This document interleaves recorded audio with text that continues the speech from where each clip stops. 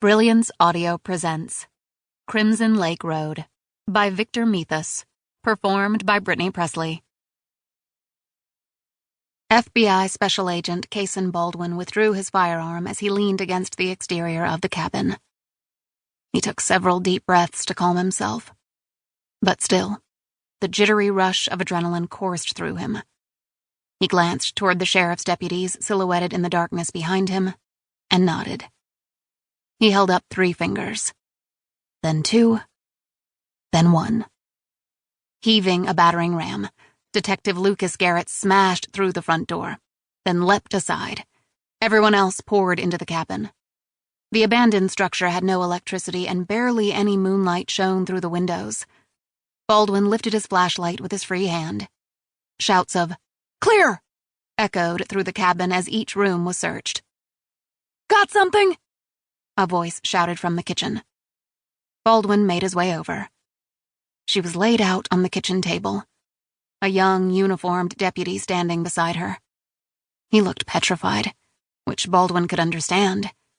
It wasn't every day the locals, or even the FBI, came across something as monstrous as this.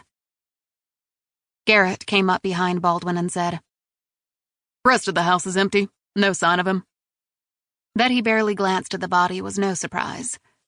Baldwin had long known Garrett, a former Army drill instructor and now a veteran homicide detective with the Clark County Sheriff's Office, to be unresponsive to horrific crime scenes.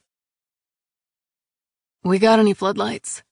Baldwin asked as he trained his flashlight along the body.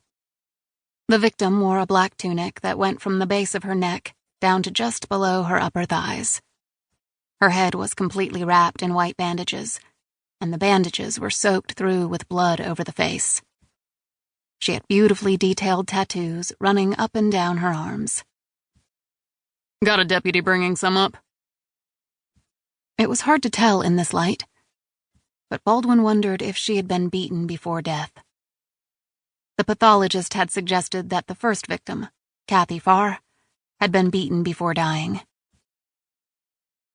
Underneath the bandages on Kathy Farr, who they'd found 4 weeks ago, the killer had sliced between her eyebrows with a razor, wide enough to ensure the blood soaked the thick white dressings. The single cut had split open the skin so that it appeared almost like a third eye. Garrett sighed. "Been doing this too long." Baldwin ran the beam of light over the victim's bare feet. "You and me both, brother." "Don't tell me you're thinking of taking off. Took you as a bureau lifer through and through."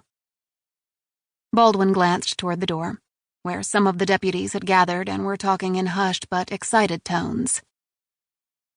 "Don't know what I'm thinking, but seeing this," he motioned to the body, "every day for the rest of my life is not how I want to spend my golden years." Garrett nodded. "Hell of a way to go." He bent down near the bandages over the face and said, "Hope you went quick, little gal." The body violently bucked to life. It nearly fell off the table as it thrashed and sucked for breath, a muted scream emanating from underneath the bandages. Garrett jumped backward and tripped over a chair, slamming against the wall as he fell. The young deputy lifted his weapon and put his finger on the trigger. Baldwin held out his hand and bellowed, "Lower your weapon!" The deputy, eyes wide, hands trembling, lowered the firearm as Garrett got to his feet, uttering a string of profanities. "I'm going to touch your shoulders now," Baldwin said to the woman. He laid her back down on the table as she fought him, trying to claw at his face. "Hold her arms." The deputy stood there a second and Baldwin said, "Deputy, pull it together. I need you to hold her arms." He holstered his firearm and pinned her arms to the table. Baldwin held out his hand to Garrett and said, "Hand me your knife." Garrett passed over the knife he kept clipped to his belt. As gently as he could, Baldwin slit the bandages up the side.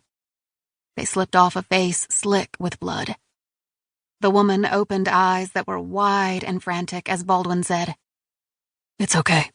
It's okay, you're safe now." She sobbed uncontrollably, still trying to hit him, as Baldwin shouted, "We need medical! Now!"